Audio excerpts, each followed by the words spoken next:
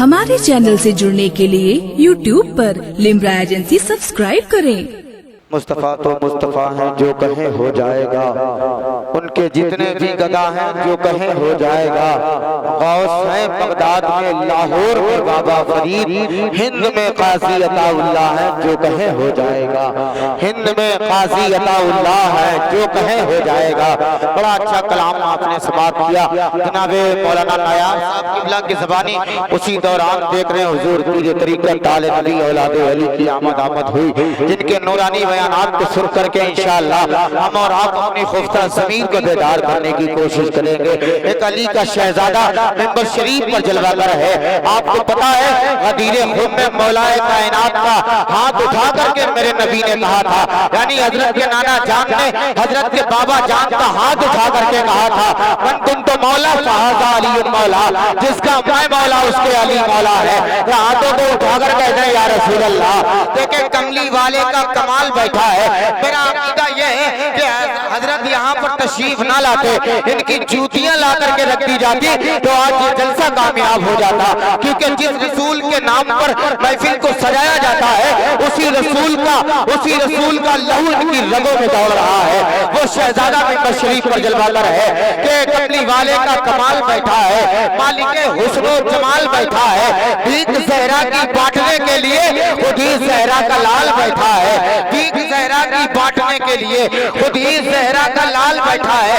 رائے مرتبہ مسکرا کر کہہ دیں یا رسول اللہ۔ دیکھیں ان کی موجودگی میں کہیں گے آپ کے نامہ اعمال میں نیکیوں کا اضافہ ہو جائے گا، کیونکہ شاعر نے کہا تھا کہ جس کو علی کے در سے عقیدہ نہیں ملا، ملا ملا اسے مگر مولا نہیں ملا۔ کافر بتا رہے تھے جو حیدر کی ذات کو خود ان کو ان کے باپ کا شجرہ نہیں ملا۔ کافر بتا رہے تھے جو حیدر کی ذات کو خود ان کو ان کے باپ کا شجرہ نہیں ملا۔ میں حضرت کی بارگاہ عالیہ میں گزارش کروں گا حضور پیر طریقت رہبر راہ شریعت آل نبی اولاد علی گلے گلزار فاطمیت گلے گلزار پنجتن حضرت علامہ شاہ سید مظہر بن صاحب قبلہ چشتی دامت اللہ العالی و نورانی خانقاہ عالیہ غفور شریف کی آمد ہوئی ہے۔ حضرت کے نورانی بیانات کو سن کر کے ہم اور آپ اپنی خفتہ ضمیر کو بیدار کریں گے۔ شورا اکرام کی آمد ہو رہی ہے، دیکھیں منبر شریف پر ہاتھوں کو اٹھا کر حضرت کا استقبال کر لیں، نعرہ تکبیر اور ذرا محبت کے ساتھ کہ شاعر نے کہا تھا اگر حالات سے جذبات ٹکراتے تو کیا ہوتا، یزیدی شیر کی آہت اگر پاتے تو کیا ہوتا، جب ایک قیدی کے آنے سے قیامت ہو گئی برپا، اگر دربار میں عباس آ جاتے تو کیا ہوتا۔ ذرا جھوٹ کر استقبال کریں، نعرہ تکبیر، نعرہ رسالت، خواجہ کا ہندوستان، حضور پیر طریقت، دم مدار دم مدار دم مدار، نعرہ حیدری، نعرہ تکبیر، نعرہ رسالت۔ حضرت قاضی عطا اللہ شاہ علیہ رحمت و رضوان کے عرس کی بابرکت تقریب میں حاضر ہے۔ پروردگار عالم ہماری اس محفل کو اور ہم سب کی حاضری کو اپنی بارگاہ میں قبول فرمائے اور اس محفل کو ہم سب کی نجات و مغفرت کا ذریعہ بنائے۔ حضرات محترم، میں نے جس آیت کریمہ کی تلاوت کا شرف حاصل کیا، پروردگار عالم اپنے محبوب صلی اللہ تعالی علیہ وآلہ وسلم سے فرما رہا ہے، اے محبوب، جو بھی سائل، جو بھی مانگنے والا آپ کے دربار میں آئے، آپ کے سامنے جھولی پہلائے، اسے منع مت کیجیے، بلکہ پروردگار نے جن خزانوں کا آپ کو مالک بنایا ہے ان خزانوں سے مانگنے والے کو جو مانگے وہ اپنے کرم سے عطا فرما دیجیے۔ پتہ یہ چلا کہ پروردگار عالم نے اپنے محبوب صلی اللہ علیہ وسلم کو مختار کائنات بنا کر بھیجا ہے۔ اور غور کیجئے گا کہ یہاں رب یہ فرما رہا ہے، اے محبوب جو آپ کی بارگاہ مانگنے کے لیے آئے اس کو منع مت کیجئے۔ اور دوسری جگہ قرآن میں رب ارشاد فرماتا ہے، ما آتاکم الرسول فخذوہ، کہ میرا رسول تمہیں جو دے وہ لے لو۔ وہاں رسول سے فرمایا جا رہا ہے کہ مانگنے والے کو منع مت کیجئے، اور یہاں ہم سے فرمایا جا رہا ہے کہ میرا محبوب جو دے وہ دے دو، اس سے جو دے وہ لے لو۔ اس سے پتہ ہی چلا کہ پروردگار عالم نے ہمیں دنیا میں بھیجا ہے اپنے محبوب سے لینے کے لیے، اور اپنے محبوب کو بھیجا ہے ہم گناہگاروں کو دینے کے لیے۔ میرا رسول کل بھی ہمیں دے رہا تھا، آج بھی ہمیں دے رہا ہے، اور قیامت تک ہمارا رسول ہمیں دیتا رہے گا۔ اور یاد رکھیے گا یہ دینا آسان نہیں ہے، ہر ایک کے بس کی بات نہیں ہے۔ کون دیتا ہے دینے کو منہ چاہیے، کون دیتا ہے دینے کو منہ چاہیے۔ دینے والا ہے سچا ہمارا نبی، ہمارا نبی ہے جو ہمیں دے رہا ہے۔ اور کیسے دیتا ہے ذرا غور کیجیے گا، کتنا دیتا ہے اس پر بھی غور کیجیے گا، دینے کا انداز کیا یہ بھی دیکھیے گا۔ آپ توجہ رکھیے گا، مدینہ شریف ہے، مدینہ شریف کی گلیاں ہیں، امام حسین رضی اللہ تعالیٰ عنہ گلی سے جا رہے ہیں، اور ادھر سے حاتم طائی کا پوتا آ رہا ہے۔ دونوں کی ملاقات ہوئی، تعارف ہوا۔ انہوں نے بتایا میں نبی کا نواسا ہوں۔ حاتم طائی کے پوتے نے کہا میں حاتم طائی کا پوتا ہوں۔ گفتگو شروع ہو گئی، گفتگو ہونے لگی، اور گفتگو ہوتے ہوتے بات پہنچی حاتم طائی کی سخاوت کی، کہ حاتم طائی کتنا سخی تھا، کتنا دیا کرتا تھا، بے انتہا دیتا تھا، مانگنے والے کبھی منع نہیں کرتا تھا۔ میرے حسین نے فرمایا ذرا بتاؤ تمہارے دادا کی سخاوت کیا تھی، تمہارے دادا کتنا دیا کرتے تھے، کیسے دیا کرتے تھے؟ تو پوتا بولا حاتم طائی کا کہ میرے دادا کی سخاوت کا عالم یہ تھا کہ میرے دادا کے محل کے 10 دروازے تھے، اور مانگنے والا جب پہلے دروازے سے آ کر مانگ کر چلا جاتا تھا پھر وہی سائل پلٹ کر دوسرے دروازے پر آ جایا کرتا تھا۔ حاتم طائی جان رہے ہیں یہ وہی سائل ہے جو پہلے دروازے سے لے کر گیا، پھر بھی میرے دادا نے دے دیا۔ وہ سائل پلٹ کر بھی تیسرے دروازے پر آ گیا، میرے دادا نے پھر دے دیا۔ وہ پھر چوتھے دروازے سے آیا، میرے دادا نے پھر دے دیا۔ وہ 5ویں دروازے سے آیا، میرے دادا نے جانتے ہوئے کہ یہ پہلے دوسرے تیسرے چوتھے دروازے سے لے کر جا چکا ہے پھر بھی دے دیا۔ اس طرح وہ 10 دروازوں سے 10 مرتبہ آیا، اور میرے دادا نے ہر مرتبہ اس کو دے دیا، کبھی منع نہ کیا۔ اب آپ غور کیجئے گا کتنی بڑی سخاوت ہے یہ۔ مگر حسین نے جب یہ سنا فرمایا بس یہ تمہارے دادا کی سخاوت ہے، یہ تمہارے دادا کی سخاوت ہے، یہ کون سی بہت بڑی سخاوت ہے؟ کہنے لگا کیسی باتیں کر رہے ہو، ایک آدمی 10 دروازوں سے دے رہا ہے پھر بھی تم کہہ رہے ہو یہ کون سی بڑی سخاوت ہے؟ کہنا ہاں یہ کوئی بڑی سخاوت نہیں ہے۔ کہا پھر تمہارے نانا کی سخاوت کیا تھی، تمہاری نانا کیسے دیتے تھے؟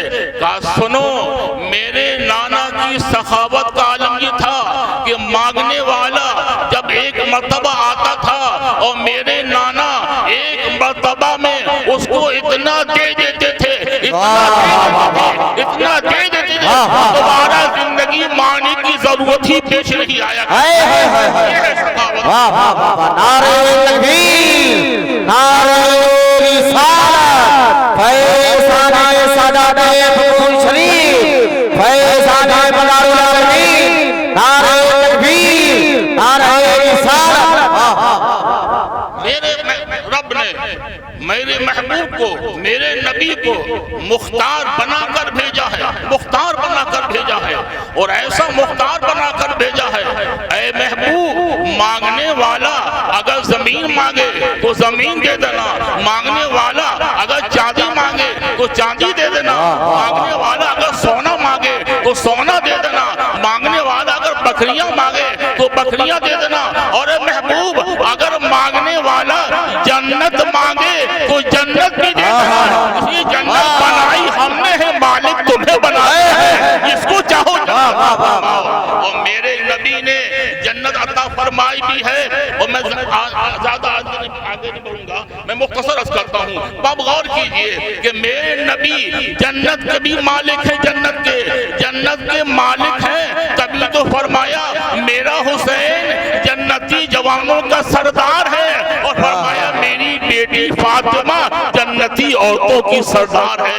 میرے محترم، جب نواسے کی سرداری کا یہ حال ہے تو نانا کی سرداری کا حال کیا ہوگا؟ اور میرا ایمان یہ کہتا ہے کہ جنت میں کسی کا داخلہ اس وقت تک نہیں ہو سکتا ہے جب تک امام حسین اپنی میں بہت تفصیل نہیں کرنا چاہتا ہوں، مختصر ہی عرض کرتا ہوں کہ وہ کون سا کمال ہے جو میرے نبی کی ذات میں موجود نہیں ہے۔ ہر کمال میرے نبی کی ذات موجود ہے۔ میرا نبی بے مثل ہے، بے مثال ہے، میرا نبی لاجواب ہے۔ میرے محترم، میرے نبی کی بصارت کا یہ عالم ہے، ان کے دیکھنے کا عالم یہ ہے کہ بیٹھے زمین پر ہے، آسمانوں کی خبر دیا کرتے ہیں کہاں کیا ہو رہا ہے، میرے نبی بتا رہے ہیں، اور کیوں نہ بتائیں، میرے نبی کی نگاہ نبوت سے کیا پوشیدہ رہ سکتا ہے۔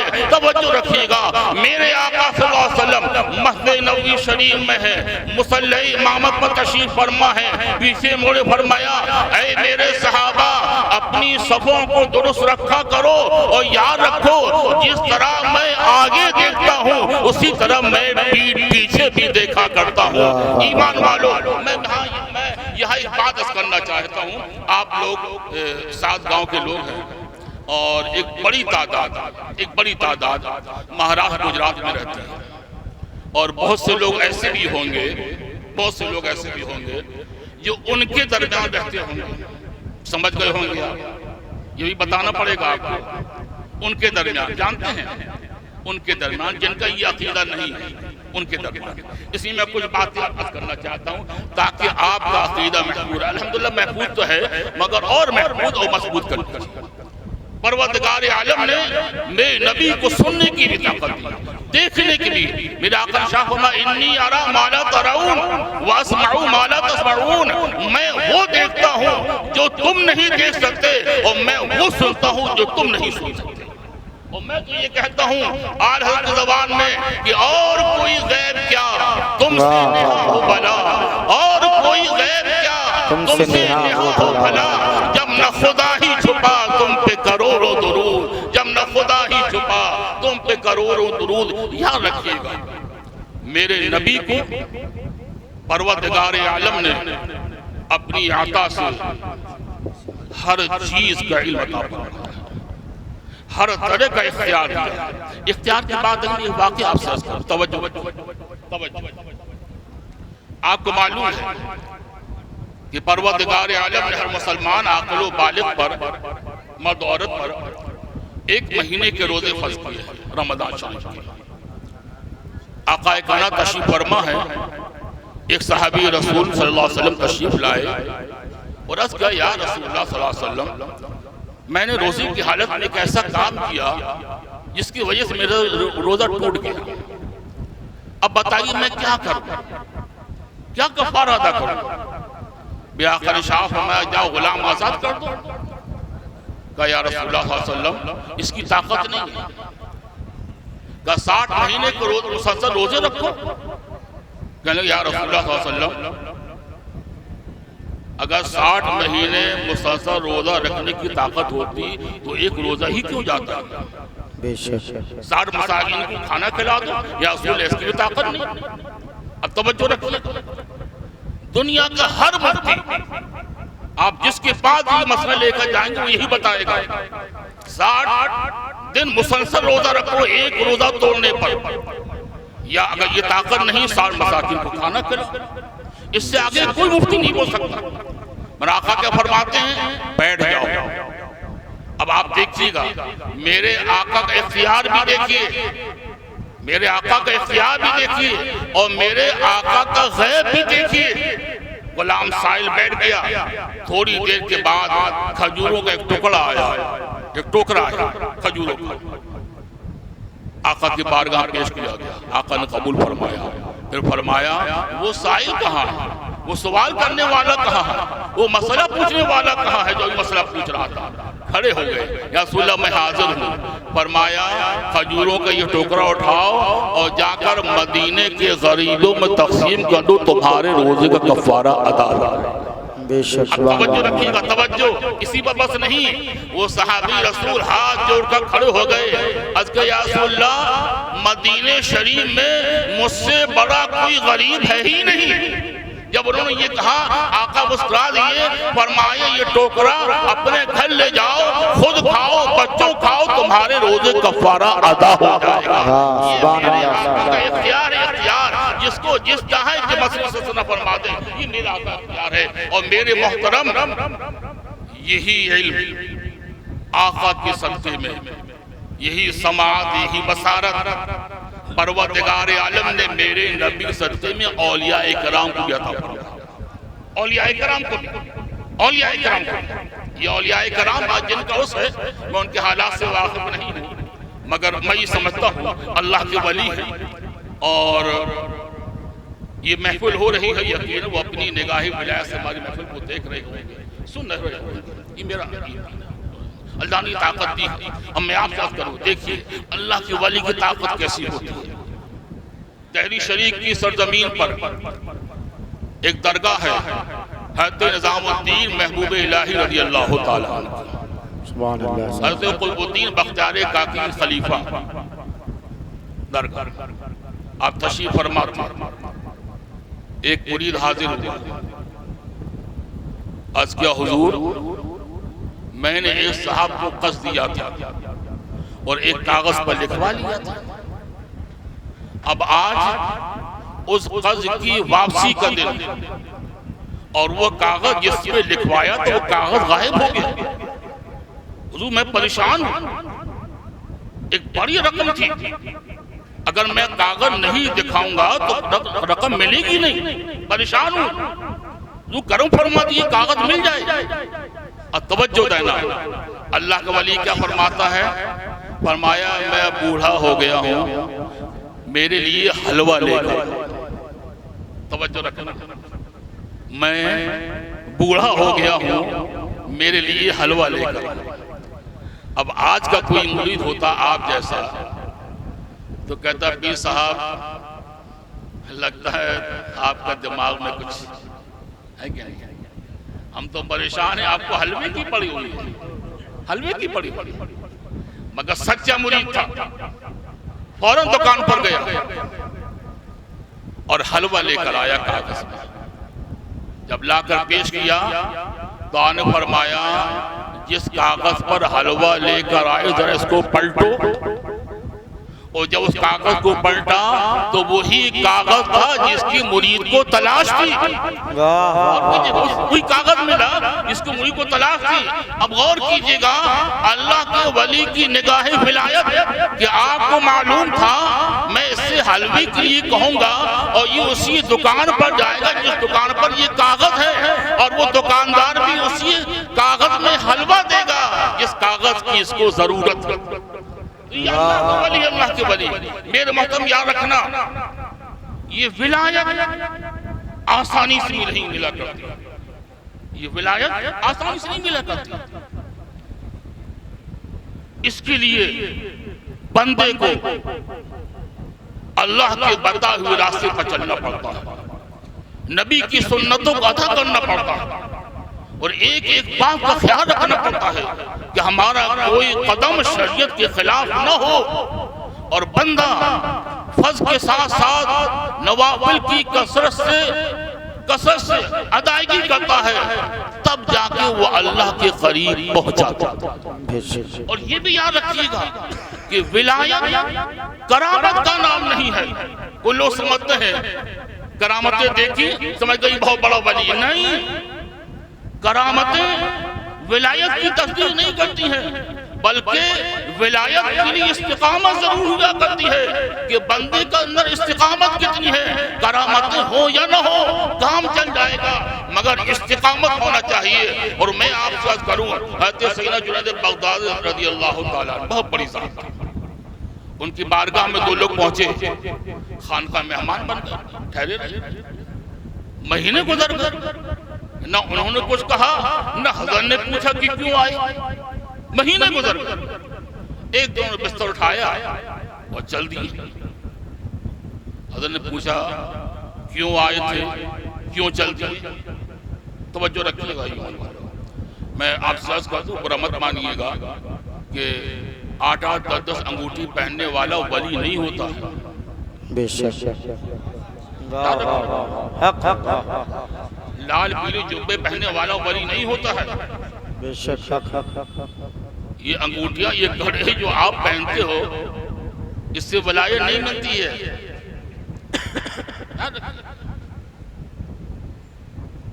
آپ تو بہت ہرلے سے پہنتے ہو، بس یہ دیکھ لو اس معاملے میں جو ہے شاید 5% لوگ بچوں کو، ورنہ 95 کے گلے میں کسی چین پڑی، کسی میں کڑا ہوگا، کسی میں کئی انگوٹھیاں ہوں گی، سونے کی انگوٹھی پہنے ہوں گے۔